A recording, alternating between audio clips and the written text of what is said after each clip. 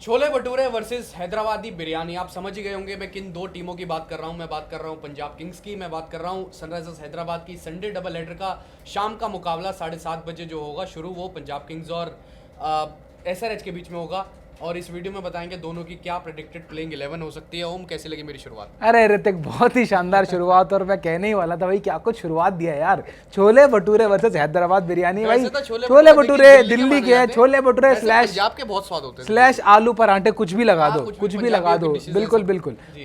तो भाई छोले भटूरे, और जैसे ऋतिक ने बताया भाई हैदराबादी बिरयानी का मुकाबला है। और भाई छोले भटूरे प्राइम फॉर्म में, और क्या कुछ चल रहा है। और हैदराबाद बिरयानी थोड़ी सी फीकी, जैसे जब बिरयानी में अगर वो फ्राइड प्याज ना पड़े तो मजा नहीं आता ना, तो वही मुझे वाली। लग रहा है कि सनराइजर्स हैदराबाद की बिरयानी में इलायची पड़ी हुई है बहुत सारी।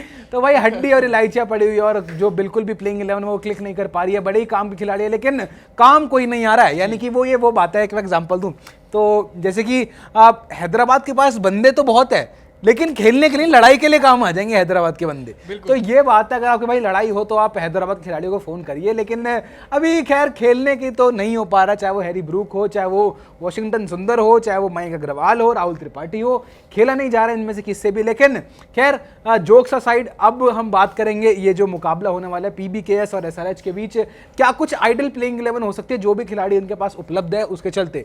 तो भाई ऋतिक, सबसे पहले चलते हैं सबसे पहले छोले भटूरे की तरफ, यानी कि पंजाब किंग्स की तरफ। तो शिखर धवन और प्रभ सिमरन ये दोनों ओपनिंग करते हुए दिखाई देंगे। प्रभ सिमरन जो है बहुत अच्छी फॉर्म में है, पावर प्ले का बहुत बड़े इस्तेमाल कर रहे हैं, तेज बल्लेबाजी कर रहे हैं, अच्छे स्ट्राइक रेट से। शिखर धवन भी साथ दे रहे हैं। बिल्कुल। और बीच के ओवर्स में डॉट बॉल की परसेंटेज घटा दें थोड़ा सा, तब जाकर मुझे लगता है और भी ज्यादा सक्सेसफुल हो जाएंगे। बिल्कुल बिल्कुल। तो कहीं कहीं जैसे देखा था हमने भाई, जब प्रभ सिमरन सिंह आउट हुए थे तो धवन का डॉट बॉल परसेंटेज थोड़ा सा बढ़ गया था, लेकिन बाद में नेगोशिएट किया था, लेकिन फिर भी जो डॉट बॉल परसेंटेज था वो थोड़ा बढ़ गया था। उसके बाद भाई भानुका राजपक्षे पिछले मैच में इंजर्ड हुए थे, एल्बो में इनके बॉल लगी थी, इसके चलते थे वो इन्होंने रिटायर्ड हेड होकर डगआउट चले गए थे वापस। लेकिन आप तक तो फिट हो गए होंगे और अगला मुकाबला खेलते हुए नजर आ सकते हैं। उसके बाद जितेश शर्मा, एक और यंगस्टर, बहुत बहुत बहुत बहुत शानदार प्लेयर। उसके बाद all-rounder Sikandar Raza, Shahrukh Khan, Sam Curran, Nathan Ellis. भाई कितनी बड़ी बात है ऋतिक कि भाई नेथन एलिस इतना शानदार परफॉर्मेंस दे रहे हैं कि भाई कगिसो रबाडा बाहर बैठे हुए। हाँ बिल्कुल, कगिसो रबाडा को अब क्या वजह है, हम क्यों नहीं खिला रहे हैं? क्योंकि कगिसो रबाडा बाहर बैठे तो फिर कुछ ना कुछ वजह होगी। क्या अभी तक जेट लैग में है या कुछ कोई रेस्ट ज्यादा समझ नहीं आ रहा ऋतिक। मुझे लग रहा है कि जो प्रदर्शन यहाँ पे नेथन एलिस दे रहे हैं तो शिखर धवन ज्यादा छेड़छाड़ नहीं कर रहे हैं उसको विनिंग कॉम्बिनेशन भी है।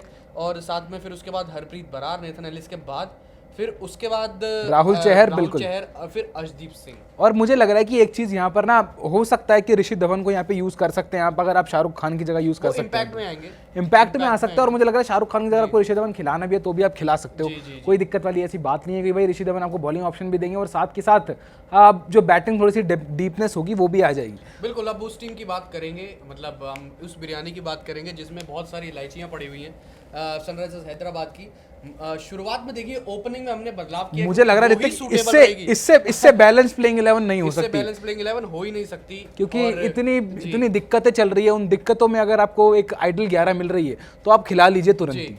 मयंक अग्रवाल और राहुल त्रिपाठी को हमने ओपन करवाया। हमने यहाँ पर अभिषेक शर्मा को भी बाहर किया है, हमने यहाँ पे अनमोलप्रीत सिंह को भी बाहर करा है। तो भाई मयंक अग्रवाल और राहुल त्रिपाठी ओपनिंग करते हुए आपको नजर आ सकते हैं, हमारी प्रोबेबल 11 है हमारे हिसाब से। और उसके बाद 13.25 करोड़ के हैरी ब्रूक को 3 नंबर पे रखा है। इतनी जल्दी आप बाहर नहीं कर सकते। एडन मार्करम, वैसे हम राहुल त्रिपाठी को ओपन इसलिए करवाया क्योंकि एमएस धोनी ने भी इनसे ओपन करवाया था और ये बहुत बढ़िया चले थे। बिल्कुल, राइजिंग पुणे सुपर जायंट्स, बिल्कुल राइजिंग, माफ कीजिएगा, राइजिंग पुणे सुपर जायंट्स पे शुरुआत में खेल रहे थे, कुछ भी रन नहीं बनाए थे, धोनी ने कहा ओपन करो, चल पड़े। बिल्कुल बिल्कुल। उसके बाद एडन मार्करम के बाद एनरिक क्लासन को कराया। क्लासन टीम में जब आ गए, अवेलेबल हो गए सारे साउथ अफ्रीकन प्लेयर्स, तो अनमोलप्रीत क्यों कराया और अनमोलप्रीत सिंह से विकेट कीपिंग क्यों कराया? और हमने देखा कितना खराब हाल था अनमोलप्रीत सिंह का जब वो विकेट कीपिंग कर रहे थे। भाई काफी कैचेस छूटे थे और जो डाउन द लेग बॉल थी वो तो पकड़ी नहीं जा रही थी, बॉल हाथ पे लगी, कीपर के ग्लव से लग के उछल के चौका चली गई। तो काफी अनयूजुअल सी थिंग हो रहा था और पता लग रहा था कि भाई ये फोर्स विकेट कीपर है, इनसे हो नहीं रहा है, लेकिन इनसे करवाया जा रहा है। तो भाई एडन मार्करम, उसके बाद हेनरिक क्लासन, और हेनरिक क्लासन के बाद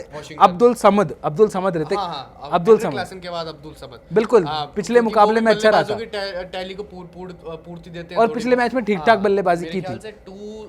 21-22 के आसपास रन बनाए थे, कुछ 200-250 के स्ट्राइक रेट के आसपास। उसके बाद वाशिंगटन सुंदर, भुवनेश्वर कुमार, आदिल राशिद। तो वाशिंगटन सुंदर ऑलराउंडर्स की लिस्ट को पूरा करते हैं। उसके बाद आदिल रशीद, टी नटराजन और उमरान मलिक। हाँ, यही रहेगा। तो भाई ये आइडल प्लेइंग 11 है। अगर यहाँ पर आप नजर मारे तो भाई Mayank Agarwal, Rahul Tripathi, Harry Brook, Aiden Markram, Heinrich Klaasen. तो आपके पास 5 एक पूरे स्पेशलाइज बल्लेबाज हैं। और हेनरिक जो आपकी बैटिंग को डीपनेस की जरूरत भी है क्योंकि स्ट्रगल कर रही है आपकी बैटिंग, तो भाई हेनरिक क्लासन तो आपके पास बैटिंग आ जाती है। उसके बाद 2 ऑलराउंडर आते हैं आपके, अब्दुल समद और वाशिंगटन सुंदर। फिर गेंदबाज में भुवनेश्वर कुमार, आदिल रशीद, टी नटराजन, उमरान मलिक। 3-3 आपके पास फास्ट बॉलर हो जाएंगे, उमरान मलिक, टी नटराजन और भुवनेश्वर कुमार। एक लेग स्पिनर वाशिंगटन सुंदर, एक माफ कीजिएगा, एक लेग स्पिनर आदिल रशीद, एक ऑफ स्पिनर वाशिंगटन सुंदर और एक ऑलराउंडर अब्दुल समद। ये आइडल बॉलिंग अटैक है। और बैटिंग अटैक हमने बताया कितना फिक्स्ड है। और भाई ये एक आइडल प्लेइंग 11 हो सकती है SRH की, और हमने बताया PBKS की प्लेइंग 11। आपकी क्या राय है? आपको क्या कुछ चेंजेस लगते हैं? क्या आपको लगता है मार्को येंसन को मौका मिलना चाहिए, फिर अनमोलप्रीत सिंह, अभिषेक शर्मा, किसको मौका मिलना चाहिए?